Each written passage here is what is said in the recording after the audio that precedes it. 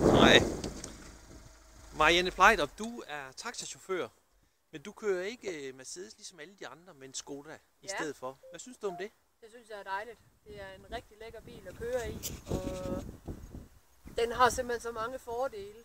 Den har store døre, der er masser af plads. Den er ekstremt godt indrettet. Så kan du ikke stige ud og vise os, hvad det er, den kan? Det tror jeg kan. Helt sikkert. Den har et formidabelt ind- og udstigning til bagsædet til passagererne.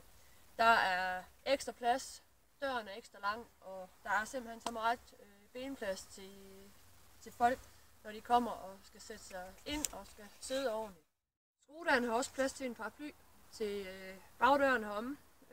En lille paraply, der kan lægges ind her.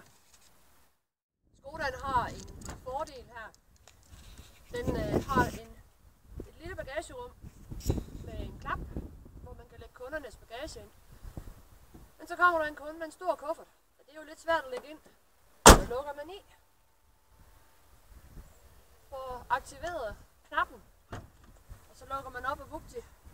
Så har man et kæmpe bagagerum. Nu vil jeg købe og passe mit arbejde, så jeg lukker og kører. Kan du have det godt? I lige måde. Jo, tak skal du have.